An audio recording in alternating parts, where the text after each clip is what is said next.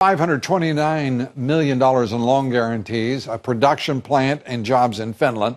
Also, the ongoing investigation into Solyndra, the solar panel company that filed for bankruptcy, receiving more than $500 million in federal loan guarantees. The White House under investigation to find out who knew Solyndra was in deep trouble and when. And details continue to trickle out about the botched gun-running operation Fast and Furious that resulted in the deaths of dozens of people.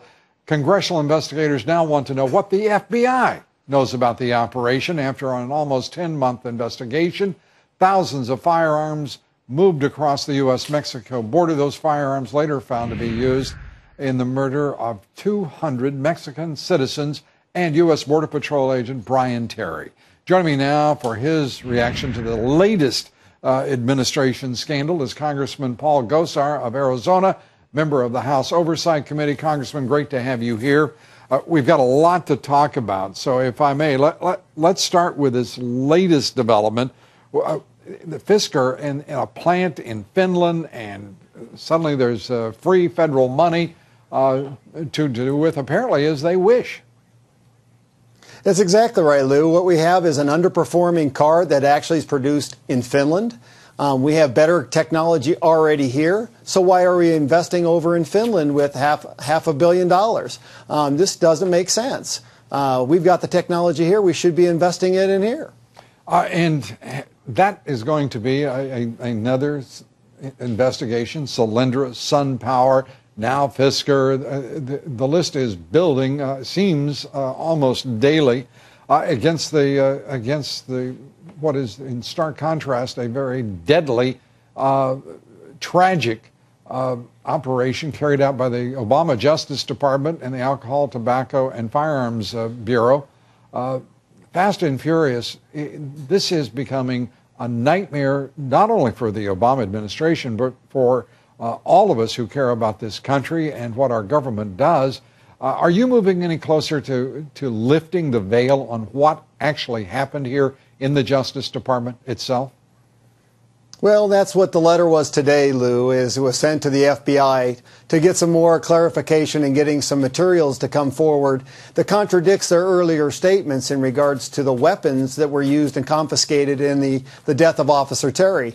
Originally, the FBI had stated that they were not used in the death of Officer Terry, but now information has surfaced that it's actually inconclusive. So we need to have more clarification and understanding who was responsible for this operation, where did it lie, making sure that it never happens again, and to making sure that those that allowed this to occur are brought to justice.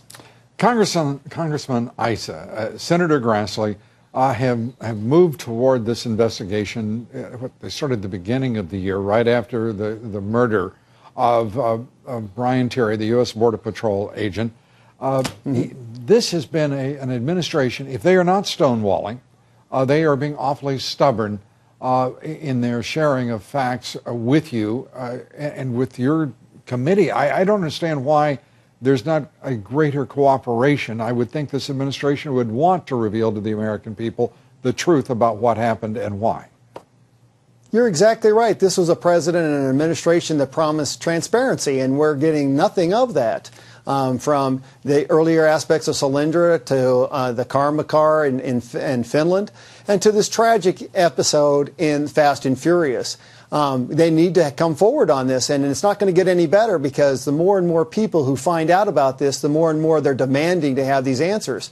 So I guess we could do it now, or we could do it in the middle of an election year next year.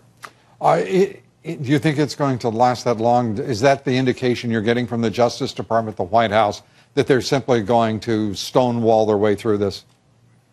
Well, I think they can try to stonewall themselves, but there are casualties along the border, along the board here as they've gone up.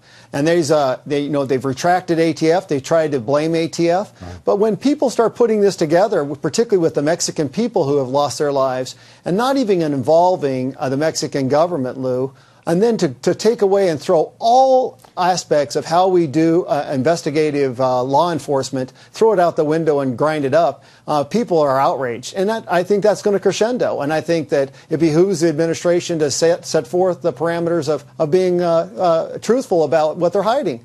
Because the operation, if we didn't know anything about it, is even worse, because that means that we allowed a renegade vigilante group of ATF agents to go out there and do this on their own. It either shows incompetence or knowingly neglectful for how they do. We have to have accountability, and that means that Mr. Holder has to go. Congressman, we thank you for being with us. Congressman Paul Gosar, talk to you soon.